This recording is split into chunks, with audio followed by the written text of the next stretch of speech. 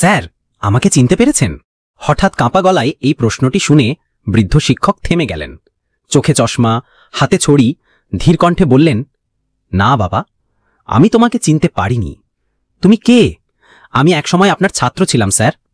ও আচ্ছা, এখন তুমি কি করছো? আমি এখন একজন শিক্ষক। এই কথাটি শুনে বৃদ্ধ শিক্ষকের চোখে এক ঝলক আনন্দের আভাস দেখা গেল। তিনি হেসে বললেন, বাহ, খুব ভালো, আমার পেশা বেছে নিয়েছ তাহলে। যুবক মৃদু হাসল। আসলে স্যার, আমি আপনার মতো একজন শিক্ষক হতে পেরেছি বলেই নিজেকে ধন্য মনে করি। আপনি আমাকে অনুপ্রাণিত করেছেন স্যার। বৃদ্ধ শিক্ষক অবাক হয়ে জিজ্ঞাসা করলেন, তুমি সত্যিই আমাকে অনুপ্রেরণার উৎস মনে করো? জি স্যার। যুবক স্মৃতিচারণায় ডুবে গিয়ে বলল, আপনি কি মনে করতে পারছেন একদিন ক্লাসে এক ছাত্রের হাত ঘড়ি চুরি হয়েছিল? আমিই ছিলাম সেই চোর। বৃদ্ধ শিক্ষক বিস্মিত হয়ে তাকিয়ে থাকলেন।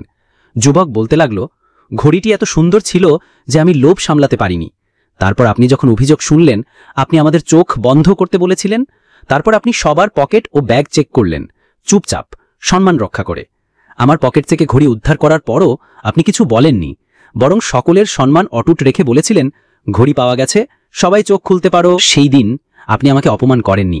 আপনি বিচারকের মতো নয়, পিতার মতো আচরণ করেছিলেন। আপনি আমাকে চোখে চোখ রেখে কিছু বলেননি, কিন্তু আপনার আচরণ আমার বিবেককে জাগিয়ে তুলেছিল। আমি অনুশোচনায় পুড়েছি এবং তখনই সিদ্ধান্ত নিয়েছিলাম, ভবিষ্যতে আমি একজন সৎ মানুষ হব, একজন আদর্শ শিক্ষক হব। বৃদ্ধ শিক্ষকের চোখ ভিজে উঠল। তিনি বললেন, ঘটনাটি দিব্যি মনে আছে, তবে আমি তোমাকে মনে রাখিনি, কারণ সেদিন শুধু তোমাদের নয়, আমারও চোখ বন্ধ ছিল। তিনি দীর্ঘশ্বাস ফেলে বললেন, তুমি বলো বাবা, কোনো শিক্ষক কি চায় তার সন্তানতুল্য ছাত্রদের চোরের বেশে দেখতে? আমি চাই আমার ছাত্রদের বীরের বেশে দেখে গর্ব করতে। এই গল্পটি শুধু একজন শিক্ষক নয়, বরং একজন মানুষ গঠনের কারিগরের ছবি আঁকে।